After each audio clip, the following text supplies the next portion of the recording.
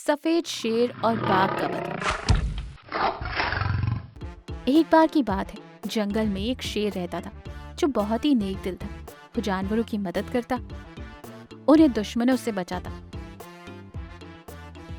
जिसके चलते जानवर शेर की हर बात मानते थे।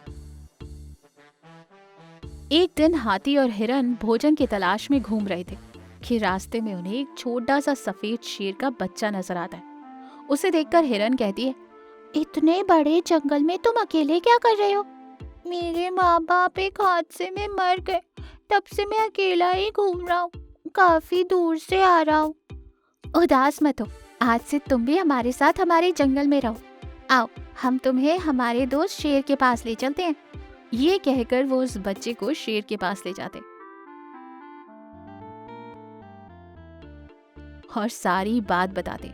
तब शेर कहता है, दोस्तों, अच्छा किया कि तुम इसे मेरे पास ले आए। आज से ये बच्चा मेरा है, मैं इसे गोद लूंगा, इसका पालन पोषण करूंगा। इसके लिए मुझे आप सबकी मदद की जरूरत है। जिनके माँ बाप ना हो, हमें उनकी मदद करनी चाहिए। अवश्य, आप जो कहेंगे हम वो करेंगे। आपका दिल बहुत बड़ा है, हम इस बच्चे की अच्छे से देखभाल करेंगे। इसे सारा जंगल घुमाओ और हमारे बाकी जानवरों से भी इसका परिचय कराओ। ये सुनकर सब वहां से निकल जाते और उस बच्चे को सारा जंगल घुमाते।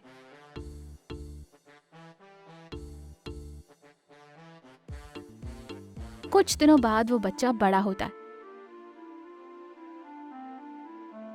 एक दिन एक लोमड़ी सफेद शेर से मिलकर कहती है, अरे कितने दिन तुम अपने पिता की बातों को सुनते रहोगे? कितने दिन ये साधुओं का जीवन गुजारोगे? अगर तुम जंगल के राजा बन गए तो जंगल के सारे जानवर तुम्हारी बात मानेंगे। तुम्हें जो जानवर पसंद आए तुम उसको खा सकते हो। पर ये तो गलत है। सही और गलत सोचते रहोगे तो तुम्हारी पूरी जिंदगी यूं साधुओं की तरह ही बीत जाएगी। अगर एक बार तुम राजा बन गए ना, तो पूरा जंगल तुम्हारी मुट्ठी में होगा। सोच लो, अब मैं क्या करूं? तुम अपने पिता को दूर किसी गुफा में कैद कर दो और किसी को ये बात पता नहीं लगनी चाहिए। फिर तुम जानवरों की सभा बुलाकर अपने आप को राजा घोषित कर लो। सफेद शेर लोमड़ी की बातों में आ गया और वो शेर को अपनी बातों में फंसाकर एक दूर गुफा में ले जाकर कैद कर देता है और उस गुफा को बाहर से बंद कर देता है। बाद में वो जानवरों की एक सभा बुलाकर अपने आप को राजा घोषित करते हुए कहता है, पिताजी एक हादसे में मर गए। आज से मैं इस जंगल का राजा हूँ। मैं जो कुछ कहूँगा वो तुम्हें सुनना पड़ेगा, नहीं तो तुम्हें कड़ी से कड़ी सजा मिलेगी। आज से तुम लोगों को मेरे लिए स्वादिष्ट भोजन ढूंढ कर लाना होगा। ठीक है महाराज, जैसा आप कहेंगे हम वैसा ही करेंगे। सफेद शेर जंगल में जो जानवर पसंद आता उसे खा लेता। सफेद शेर और लोमड़ी जानवरों पर बहुत जुल्म कर रहे थे और वहीं दूसरी ओर एक बाघ शेर की उस गुफा की ओर से गुजर रहा था। उसे वहां बचाओ बचाओ की आवाज सुनाई देती है। बाघ अपने मन में सोचता है, लगता है इस गुफा में कोई है और शायद मुसीबत में है, मुझे उसकी मदद करनी होगी। ये सोचकर बाघ गुफा के बाहर लगी अड़चन को हटा देता है और अंदर जाता है। अंदर एक शेर था। शेर बाघ को सारी बात बताता है। मैंने एक अनाथ सफेद शेर को पाला, उसे पाल पोस कर बड़ा किया, लेकिन उसने लोमड़ी की बातों में आकर मुझे कैद कर दिया। वो जानवरों पर जुल्म कर रहा है। दोस्त, तुम उदास मत हो, हम अभी जाकर उन्हें सबक सिखाते। ये कहकर बाघ शेर को बाहर लाता है।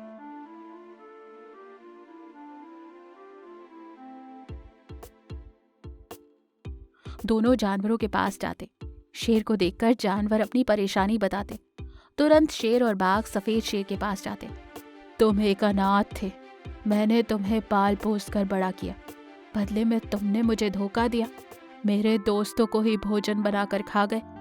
तुम जैसे धोखेबाज को जीने का कोई हक नहीं। हाँ, सही कहा दोस्त तुमने, इन जैसे लोगों की वजह से सबको खतरा है। मुझे माफ कर दीजिए, मैं लोमड़ी की बातों में आकर ये सब कर बैठा। तुम जैसे लोग माफी मांगने के लायक नहीं हो। ये कहकर शेर सफेद शेर पर हमला कर देता है और उसे वहां से भगा देता है। सफेद शेर वहां से भाग जाता है और उस दिन से सारे जानवर मिलजुल कर रहने लगते हैं। इस कहानी से हमें ये सीख मिलती है कि सुनी सुनाई बातों में आकर जिन्होंने तुम्हारी मदद की उन्हें धोखा देना बुरी बात है। और हाँ, हमारे चैनल को सब्सक्राइब करें, लाइक करें, कमेंट करें और अपने दोस्तों के साथ शेयर जरूर करें। Thank you for watching. जादुई ईगल चीता ट्रैप कहानी। एक बार की बात है, एक घना जंगल था। जंगल का राजा शेर बहुत ही बूढ़ा हो चुका था। उसके पास कई सारी जादुई शक्तियां थी। उसका अपना कोई नहीं था।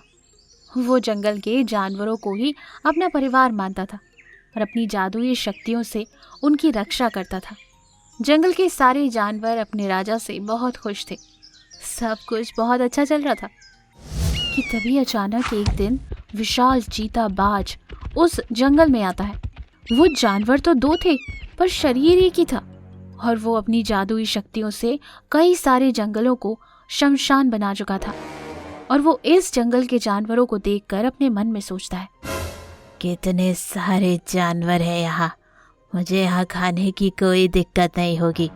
जब तक ये सारे खत्म नहीं हो जाते मैं यहीं रहूंगा और जब चाहे जिसे अपना गुलाम बनाऊंगा। ये सोचकर वो विशाल चीताबाज जानवरों का शिकार करने लगता है। वह अपने पंख फैलाकर जानवरों को अपने आप उनमें फंसा लेता है, उसके पास खींचता और उनका शिकार करता। जानवर उससे डरकर अपने घरों से बाहर नहीं निकल रहे थे। दिन ब दिन विशाल चीताबाज का आतंक बढ़ते जा रहा था। वो जानवरों के बीच अपना डर देख बहुत खुश होता है।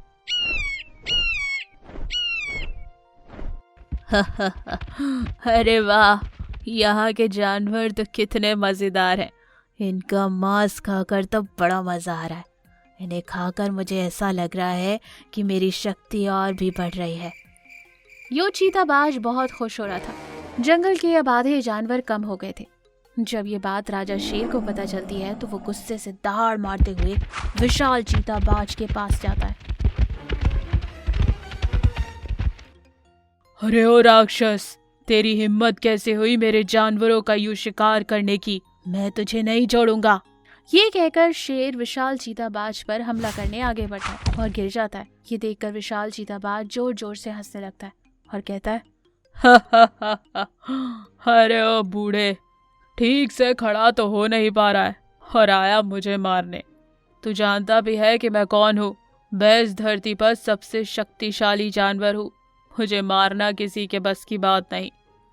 ये सुनकर शेर को बहुत गुस्सा आता है और वो अपनी जादुई शक्तियों से विशाल चीताबाज पर हमला करता है। शेर की शक्तियां विशाल चीताबाज के सामने कमजोर पड़ जाती हैं। शेर बुरी तरीके से घायल हो चुका था। तब विशाल चीताबाज कहता है, मुझे तेरा शिकार करने में एक पल भी नहीं लगेगा, पर मैं ऐसा नहीं करूँगा। मैं तुझे अपना गुलाम बनाऊंगा, जिसे देख बाकी जानवरों को मेरी ताकत का अंदाजा हो जाएगा। जंगल का राजा शेर मेरा गुलाम। अरे वाह, सुनने में ही कितना मजा आ रहा है। ये सुन, आज से तू मेरे लिए शिकार ढूंढ कर लाएगा और अगर मेरा कहा नहीं माना तो बेमौत मारा जाएगा, समझा? चल जा यहाँ से। शेर उदास होकर वहां से निकल जाता है। बहुत दूर जाने के बाद शेर एक गुफा के पास खड़ा होता है और रोते हुए अपने आप से कहता है, हे वन देवता, ये क्या कहर मेरे जंगल पर टूटा। मेरे बेचारे मासूम जानवर बेमौत मारे जा रहे हैं और मेरी जादुई शक्तियां भी उस विशाल चीताबाज के सामने काम नहीं कर रही है। अब तो उसने हद ही कर दी। वो चाहता है कि मैं उसके लिए शिकार लेकर आऊं। नहीं, मैं ऐसा नहीं करूंगा। मैं अपने ही जानवरों को मौत के मुंह में नहीं डालूंगा, चाहे वो विशाल चीताबाज मेरी जान ही क्यों ना ले ले। यूं शेर सोच ही रहा था कि तभी जिस गुफा के पास वो खड़ा था उस गुफा से आवाज आती है, क्या हुआ दोस्त? क्यों तुम इतने उदास हो? शेर आवाज सुनकर चौंक जाता है। कौन? कोई दिखाई क्यों नहीं देता? तभी वो गुफा एक मॉन्स्टर में बदलती है और कहती है, देखो, घबराओ मत। मैं एक जादुई गुफा हूँ और मैं अपनी जादुई शक्तियों से सबकी मदद करती रहती हूँ। कहो, क्या परेशानी है तुम्हारी? शेर गुफा को सारी बात बताता है। शेर की बात सुनकर गुफा कहती है, उस विशाल चीज बाज को एक साथ नहीं मार सकते, उसे अलग अलग करना होगा। पर मैं कैसे करूं? मेरी शक्तियां तो उसके सामने कुछ भी काम नहीं कर रही हैं। तुम अपनी चिंता ना करो, मैं तुम्हारी मदद करूंगी। मैं अपनी शक्तियों से उन दोनों को अलग कर दूंगी, फिर तुम उन्हें मार देना। यूं शेर और गुफा विशाल चीताबाज के पास जाते हैं और विशाल चीताबाज शेर को गुफा के साथ देखकर जोर जोर से हंसने लगता है और कहता है, अरे वाह बूढ़े, ये किस नमूने को ले आया तू अपने साथ? कहीं तू ये तो नहीं सोच रहा कि तू इसके साथ मिलकर मुझे मारेगा? अब देख मैं तेरा और तेरे इस गुफा जैसे दिखने वाला जो भी है उसका क्या हाल करता हूँ। अरे ये तो वक्त ही बताएगा कि कौन किसका क्या हाल करता है। ये कहकर गुफा अपनी शक्तियों से विशाल चीताबाज को अलग कर देती है। चीता और बाज अलग हो जाते हैं और ये देखकर बाज डर के मारे वहां से उड़ जाता है। शेर चीते पर हमला करता है और उसे मार देता है। शेर और बाकी जानवर गुफा का धन्यवाद करते हैं और फिर से खुशी खुशी जीवन गुजारते हैं।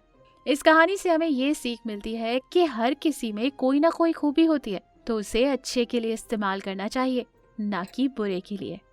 और हाँ, हमारे चैनल को सब्सक्राइब करें, लाइक करें, कमेंट करें और अपने दोस्तों के साथ शेयर जरूर करें। Thank you for watching. जंगल का राजा शेर, चील और रूप बदलने वाला हाइना।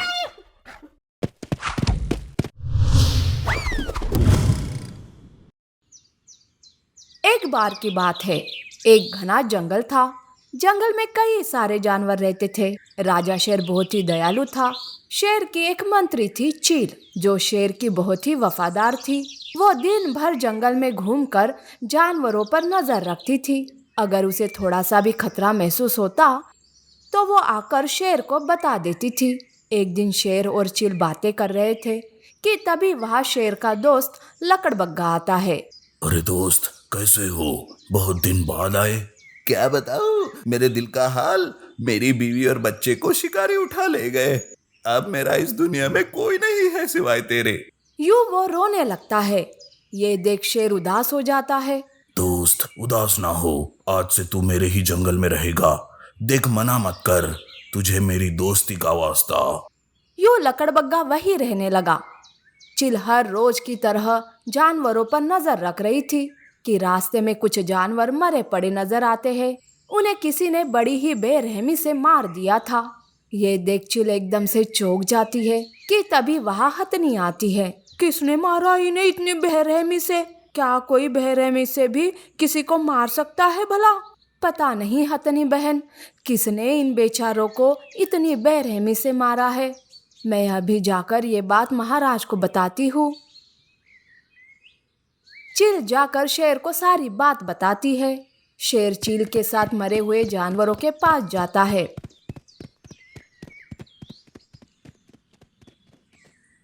किसकी शामत आई है जो मेरे जानवरों को यूं बेरहमी से मार कर चला गया? देखो चील, तुम और कड़ी निगरानी रखो और देखो कि कौन है वो खूनी। तभी वहाँ लकड़बग्गा आता है और कहता है, दोस्त तुम चिंता ना करो, मैं जल्द ही उस खूनी को पकड़ लूंगा। दिन ब दिन जानवर बड़ी ही बेरहमी से मर रहे थे। शेर के कुछ समझ में नहीं आ रहा था कि ये सब कौन कर रहा है। चील भी शेर की परेशानी को देखकर उदास होती है। एक बार चील की नजर लकड़बग्गे पर पड़ती है, जो कहीं जा रहा था। अरे अब इस वक्त ये कहाँ जा रहा है? वो उसे आवाज देती है, पर लकड़बग्गा बिना सुने आगे बढ़ रहा था। चील भी उसके पीछे पीछे जाती है। अचानक से लकड़बग्गा एक भयानक रूप लेता है, जिसे देख चील डर जाती है। उसे अपनी आंखों पर विश्वास नहीं हो रहा था। वो तुरंत जाकर शेर को सारी बात बताती है। क्या तुम सच कह रही हो? अगर ये सही बात है तो मैं उसे नहीं छोड़ूंगा। शेर लकड़बग्गे के पास जाकर कहता है, मैंने तुझे यहाँ रहने के लिए जगह दी, तुझे अपना दोस्त माना, लेकिन तू मेरे ही जानवरों को मार रहा है। मैं तुझे जिंदा नहीं छोड़ूंगा। अच्छा तो तुझे पता चल ही गया। चल अब मैं तुझे भी मार देता हूँ, ताकि मुझे छुप छुप कर शिकार करने की जरूरत ना पड़े। ये सुनकर शेर को बहुत गुस्सा आता है। वो लकड़बग्गे पर हमला करता है। दोनों के बीच लड़ाई होती है। लकड़बग्गा शेर को घायल कर देता है। शेर हिल भी नहीं पा रहा था। ये देख चील उदास हो जाती है। वो मदद के लिए इधर उधर ढूंढने लगती है। बहुत देर तक कोई भी मदद न मिलने पर वो उदास एक पेड़ के नीचे खड़ी रो रही थी। ये देख पेड़ पर बैठा उल्लू चील के पास आता है। दोस्त, क्या हुआ? क्यों इतने परेशान हो? चील उल्लू को सारी बात बताती है। दोस्त, तुम चिंता ना करो, मैं तुम्हारी मदद करूंगा। मेरे पास कुछ जादुई शक्तियां हैं जिससे मैं उस लकड़बग्गे का अंत करूंगा। ये कहकर उल्लू चील के साथ लकड़बग्गे के पास जाता है। अरे ओ शेर की चमची, उस उल्लू को यहाँ क्यों लाई हो? क्या ये शेर को बचाएगा? अरे मेरे सामने अच्छों की बोलती बंद हो जाती है, तो ये उल्लू किस खेत की मूली है? उल्लू अपनी शक्तियों का प्रयोग करके विशाल उल्लू में बदल जाता है, जिसे देख लकड़बग्गा घबरा जाता है। उल्लू लकड़बग्गे पर हमला करता है और अपनी शक्तियों से उसे मार देता है। उल्लू अपनी जादुई शक्तियों से शेर को ठीक कर देता है। शेर उल्लू का धन्यवाद करता है और जंगल में फिर से शांति छा जाती है। नीति: किसी पर भी विश्वास करने से पहले हमें अच्छे से सोच लेना चाहिए।